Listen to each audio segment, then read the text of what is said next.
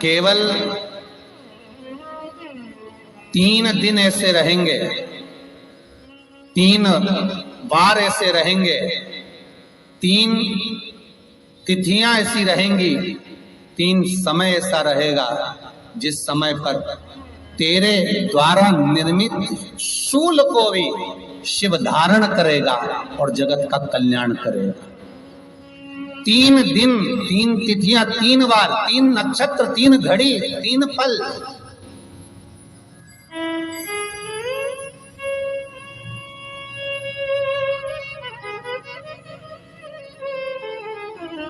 जिसमें बाबा शूल भी धारण करते हैं,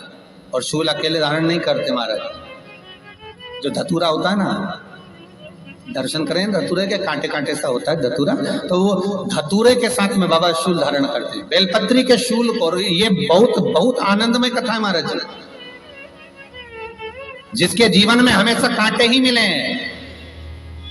बेटी बड़ी हुई तो घर में मायके में दुख देखा, और मायके से गई ससुराल में तो ससुराल में दुख देखा।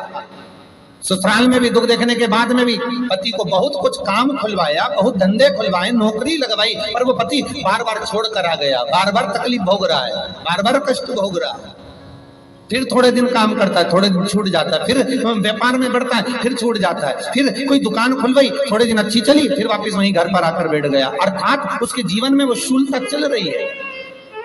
तो बाबा देवाधिदेव महादेव कहते हैं, ये 3 घड़ी, 3 पल, 3 नक्षत्र, 3 समय, 3 दिन में जो शूल मुझे समर्पित करता है, उसके जीवन से मैं शूल हटा देता हूं। वो 3 दिन लिखे स्कंद पुराण।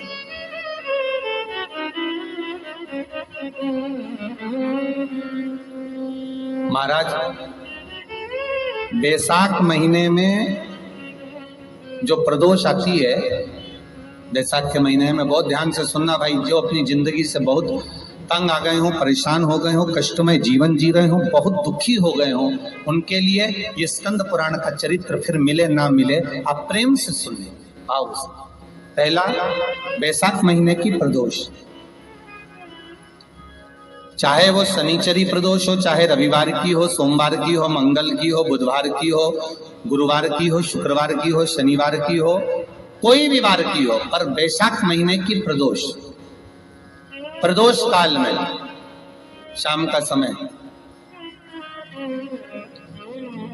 सूर्य डूब रहा हो, बस डूबा ही हो, और उस समय पर सूर्य के डूबन के तुरंत बाद बाबा को धतूरे के साथ में बेलपत्री ना चढ़ाते हुए, बेलपत्री के वृक्ष के 7 कांटे बाबा के शिवलिंग पर समर्पित करे जाते हैं महाराज, अपनी जिंदगी में अड़चनों को हटाने के लिए। फिर आप जिस व्यापार में उतरे, जिस व्यवसाय में उतरे, जिस नौकरी में उतरे, आप दिल से करें, आपको तरक्की मिलेगी। आप हार नहीं सकते, नीचे नहीं आ सकते, उन्नति पर ही चढ़ेगी। एक वैशाख मास की प्रदोष, दूसरा शिवरात्रि के दिन मध्याह्न का समय महाराज, जो बड़ी शिवरात्रि होती है माघ की, बड़ी शिवरात्रि के अंतर्गत मध्याह्न का समय, दोपहर के ठीक 12 बजे,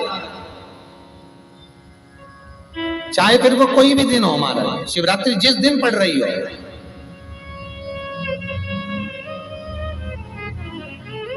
उस दिन भी धतूरे के साथ बाबा को 7 कांटे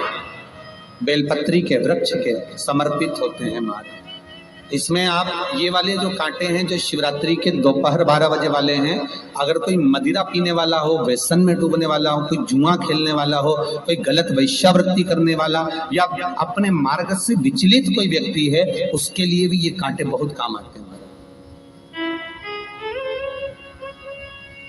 दूसरा, पार्वती, तेरे द्वारा तेरे नयन अश्रु से जो प्रगटा हुआ बेल का वृक्ष है,